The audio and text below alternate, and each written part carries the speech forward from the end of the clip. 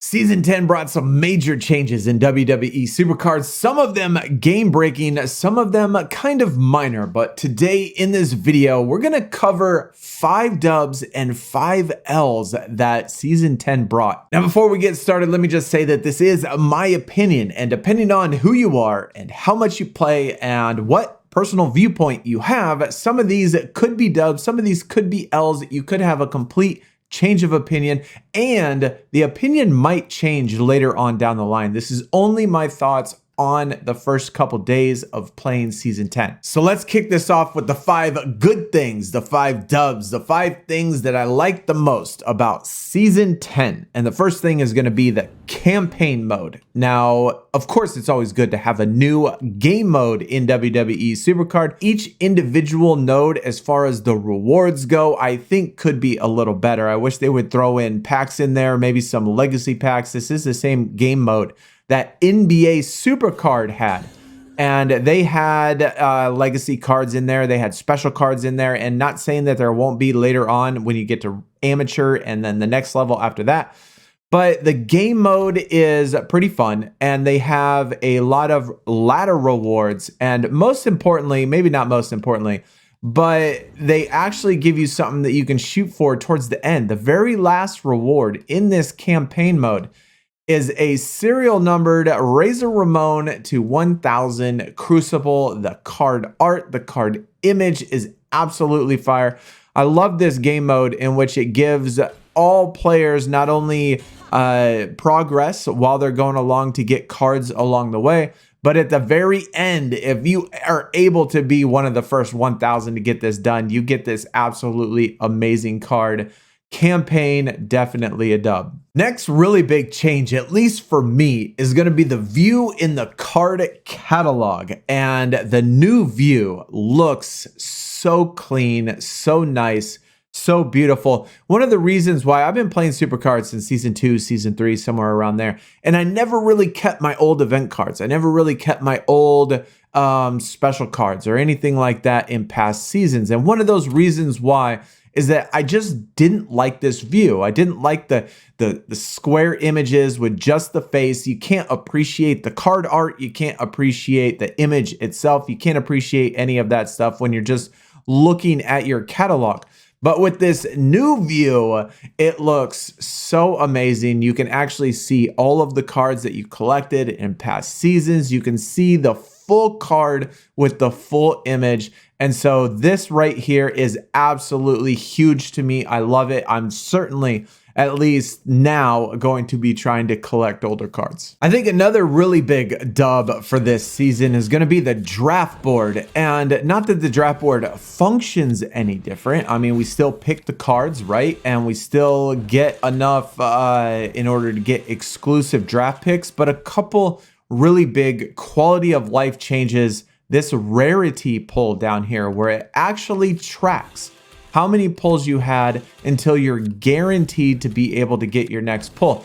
They also have a thing called a super pull, and it is pretty rare, and we've pulled 2 of them. I think we pulled 2 of them yesterday on stream. If you're interested in checking out one of the Twitch streams, by the way, go in the description, follow the Twitch channel, etc.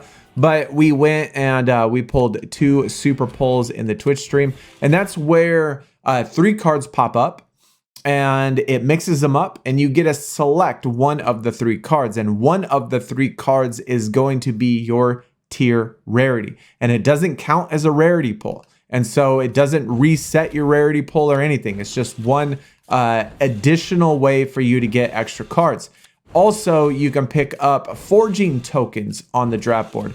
So just those couple little minor quality of life changes, especially with the rarity pulls and being able to pull a super pull and some tokens and things like that, it makes the draft board at least a little bit more enjoyable. Another really nice quality of life addition is going to be the dusting from your catalog. You can actually now, all the cards in your catalog, you can dust them. And so, you know, no more of accidentally clicking the next button when you're on the draft board and you make all your pulls.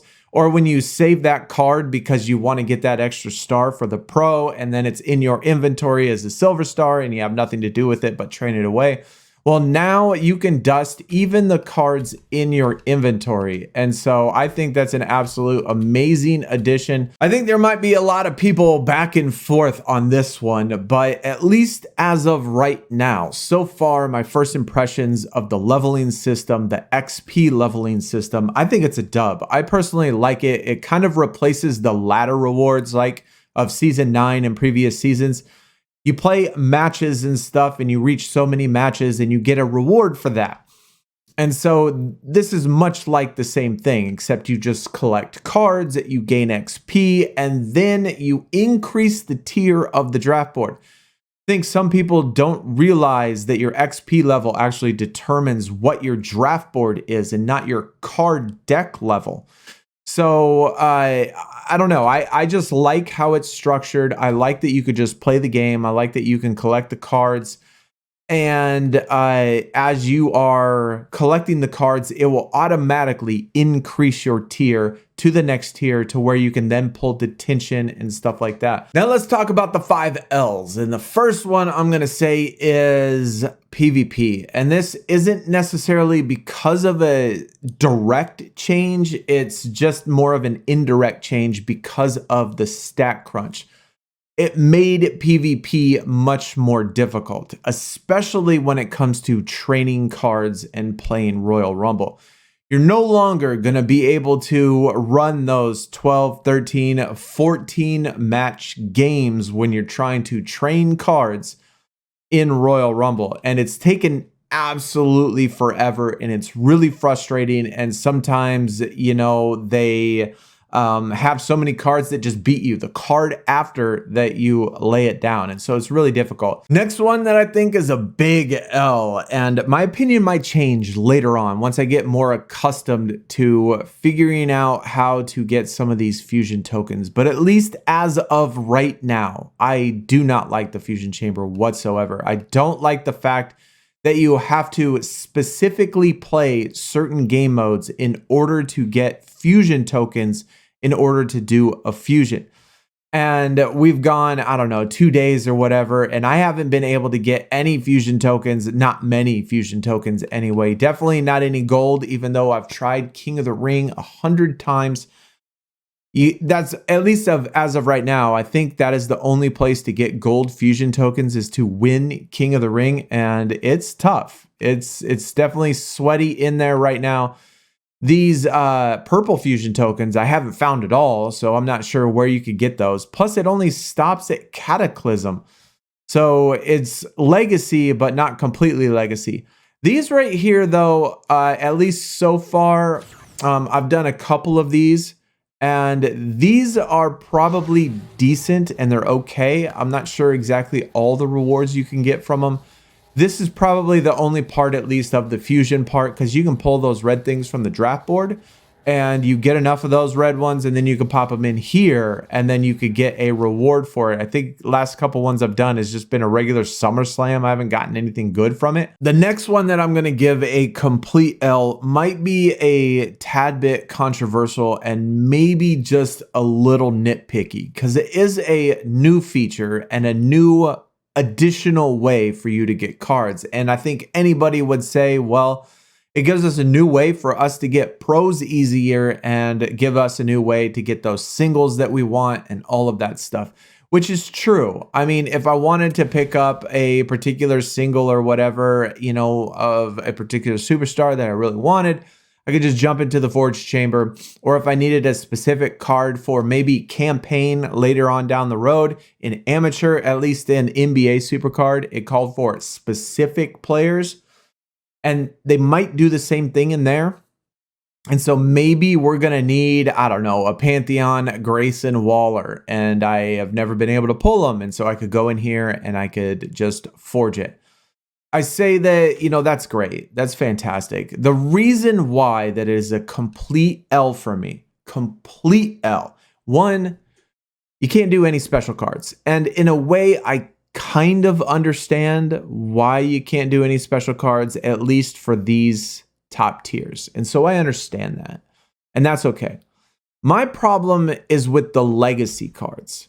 Why is it that we can't do this on any of the legacy cards. Like, part of the whole enjoyment of collecting and part of the whole enjoyment of having all of those old season cards was having them in our inventory for us to be able to look at. And if we accidentally got rid of one, like if one time a long time ago I had an event card when I was in Goliath tier and I really want that card back, or I really want that summer card back, why can't we forge these? Why can we not forge legacy cards? And that probably is the reason, why I think forging is a complete L. It's just like, I don't know, it's just like keeps slapping me in the face. Like, it's telling you, hey, forge these, make your cards better, buy the tokens or whatever, and just forge these. But here's all the card catalogs of all the cards you missed. Here's all the card catalogs of all the cards you don't have and maybe you want, but there's no way for you to get any of these because we're not going to allow you to forge them. I don't know. Make a new forge token that is legacy only and then put it in packs or on the draft board or whatever it is you want to do. But the fact they have forging and no ability to forge legacy cards really upsets me. I think forging sucks. Another L for season 10 for me is going to be the rewards. And this is kind of generally speaking in all rewards, because there are certain game modes that provide specific rewards in which you only can do this in order to do this, like King of the Ring. In order to get these gold forging tokens or fusion tokens, you have to win King of the Ring. Winning King of the Ring is not an easy task. And there are, I'm sure, plenty of people who have this completely figured out. But the general population, this game mode is pretty tough. And it is going to be really hard for you to get these gold fusion tokens in King of the Ring. TBG, similar, they add a reward for forging crystal. Survivor also offers fusions. These are just the blue ones, not gold like King of the Ring. But if you win Survivor, if you get the platinum pack, you're only getting 2 blue fusions, which is still kind of a crappy fusion. But either way, kind of just forcing you to play a game mode in order to do something as simple as a fusion or forging, I just do not like. And finally, probably the biggest change of them all is going to be the stat crunch. And at least so far for me, I think it's an L. And the reason why I think it's an L is, and a lot of people are going to have a different opinion on this. I totally understand. A lot of people just say, hey, it's just dropping the M and it's making the stats easier to read. And there's no really big deal about it, right? But I kind of disagree. I definitely disagree in that aspect, because when you are playing events and playing game modes and you talk about these tiny small numbers, little small things are going to make bigger differences. And at least so far, the 2 issues that I've come across quite often are techniques and equipments. Now, way back in the day, season 1, season 2, season 3, season 4, season 5, I think it was season 7 when techniques finally came out, right? And then we had equipment at the same time. Somewhere around that time, right? All the times before that, all we had was just our activation, a +10, +10. That's a little bit easier to deal with. The stats in the new season's cards are very disproportional to regular cards of past seasons. When you play PvP or when you play Road to Glory or when you play all these other events and you come across, these sort of matchups where you have 1 or 2 stats that are super juiced and then 1 or 2 stats that are really low. And they activate an assist or an inspire or a defend. And then the next round, these small, tiny numbers get boosted what looks to be a significant amount. And there's no way for you to make up the difference. And even though the M is just dropped, it actually seems a lot more impactful in games, especially the way that they have distributed the stats on each of the player. So overall, at least right now, I am not feeling the stat crunch. I don't like it. And I don't like it because of the fact that we have equipment and techniques still. And I think it ruins it. And I think it ruins the stats and makes it based more on randomness than it does on anything. So this was probably pretty long-winded, went a little bit longer than I hoped and thought that it probably would, but those are the 5 dubs. Those are the 5 L's so far in season 10. Y'all are going to have to let me know in the comments. What do you agree with or disagree with the most out of my list? Which stuff do you like the most? Or maybe you had a change of opinion after I talked about it a little bit. Another thing I want to mention is that we did the stream yesterday over on Twitch.